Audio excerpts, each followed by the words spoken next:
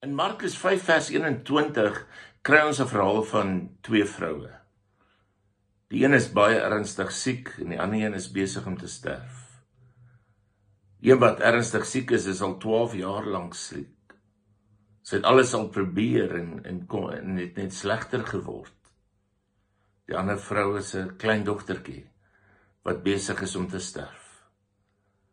Die verhaal gaan ook oor Jesus. Jesus wat optree in hulle albei se lewens. Maar uiteindelik gaan die verhaal ook oor geloof. Eers het Jairus, die dogtertjie se pa, 'n raadslid van die sinagoge, voor Jesus neergeval en hom gesmeek om na hulle huis toe te kom en sy hande op die dogtertjie te lê. Hy het geloof gehad dat Jesus dit kan doen. En Jesus stem in. En daar's 'n klomp mense wat saam stap na die huis toe, want hulle wil hierdie wonderwerk sien. So hier's hierdie gedruis van mense, die gepraat, die opgewondenheid. Gaan hy dit kan regkry, gaan hy dit nie kan regkry nie.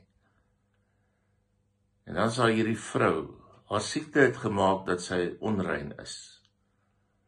En dan sien sy hierdie klomp mense kom aan in die pad. En sy het al gehoor van Jesus. En sy besef, dis dalk my laaste kans. Heeltemal radeloos.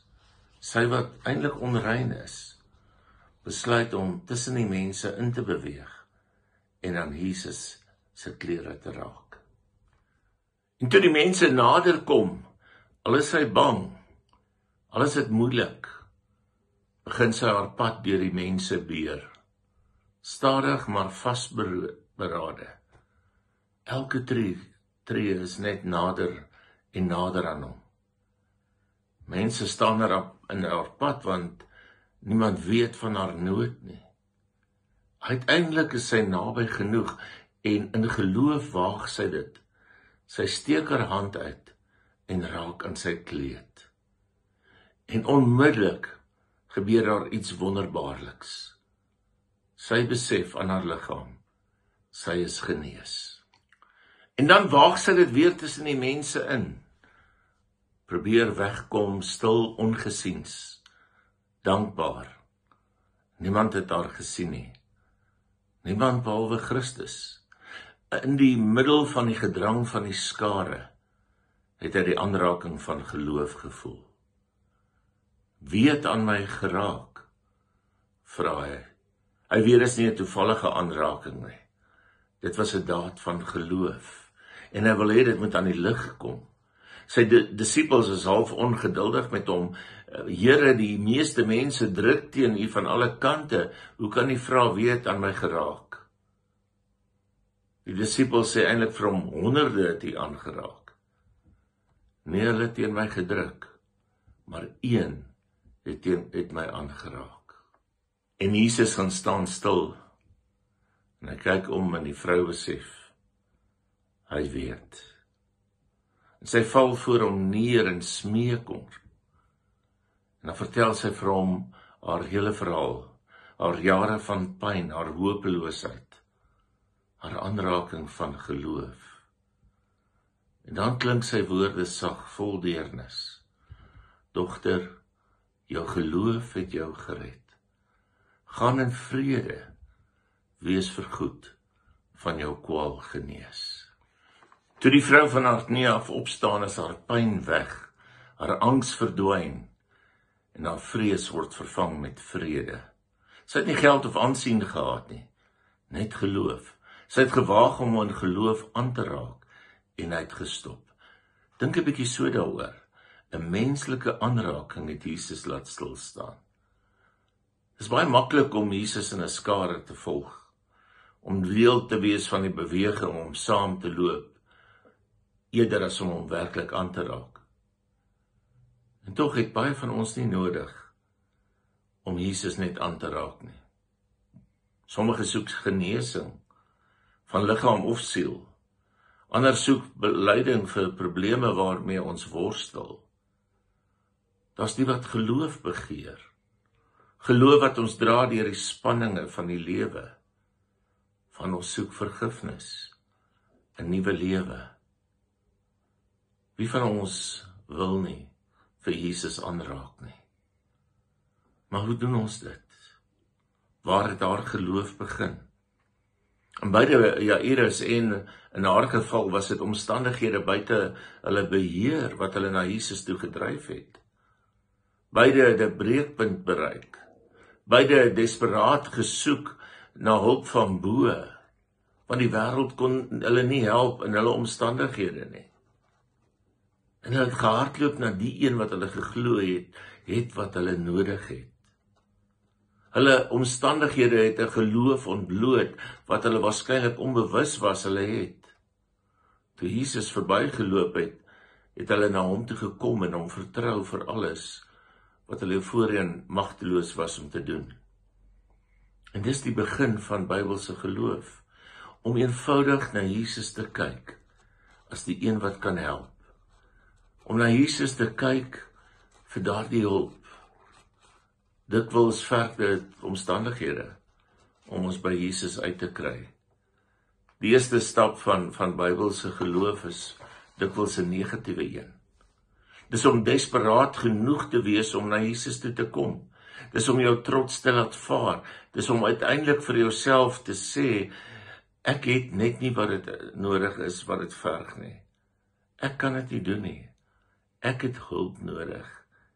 Maar ek het die soort hulp nodig wat hierdie wêreld nie kan bied nie. Ek het bo-natuurlike hulp nodig. Baie mense het Jesus daardie dag aangeraak. Niks het met hulle gebeur nie. Om net rondom Jesus te wees, is nie genoeg nie. Nabyheid verander nie dinge nie. Baie mense dink dit doen. Baie mense dink net nabyheid aan Jesus, nabyheid aan die kerk, nabyheid aan ander Christene is genoeg, asof die heiligheid gaan afvryf. Maar dit werk nie so nie. Nabyheid is nie genoeg nie. Daar's 'n manier om Jesus aan te raak, sonder om hom werklik aan te raak. Dan is daar 'n manier om Jesus aan te raak, sonder om sy krag te ontvang. Baie mense het Jesus aangeraak, maar net die vrou het die krag van sy aanraking gekry.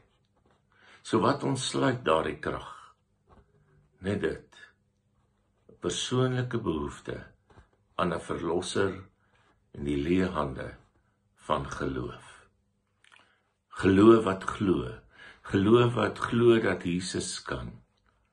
Vir jou wat dalk in moeilike omstandighede is, vir jou wat die nodig het om naby Jesus te kom en hom aan te raak, glo dat hy jou sal hoor. Hy het destyds in sy spore gestop, net oor een aanraking aan sy klere. Die Here ken jou by jou naam. Bid in geloof, steek jou hande uit na hom, en hy sal gaan stil staan en luister na jou gebed. Hy sal jou gebed verhoor, op sy manier, op sy tyd. Jy moet net vertrou. Daardie vrou was Jesus haar laaste uitweg, haar laaste kans. Hoeveel van ons het dit nie al gedoen nie? Ons weet Jesus is die enigste een. Maar staan op, begin handel in geloof en kom na hom toe. Dalk sê jy vir my, maar my ervaring is anders. My ervaring is nie wat die vrou of Jairus in Markus 5 ervaar het nie. Jy het juist gedoen wat hulle gedoen het en steeds nie gekry waarvoor jy gevra het nie. Dan moet jy die volgende omarm. Die fokus moet altyd op Jesus Christus en sy wil wees. 'n Groot geloof is een wat aan Jesus vashou. Maak nie saak wat nou in jou lewe gebeur nie. Dis 'n geloof wat absoluut bely dat Jesus genees, maar selfs wanneer hy dit nie nou doen nie, vashou aan die finale genesing wat kom met die ewige lewe. Ons word genooi om in geloof aan Jesus te raak, ons nood na hom toe te bring, te bly bid en gemeenskap met God en Jesus Christus op te soek. Jou hand van geloof is genoeg. Steek dit uit na hom. Raak hom aan.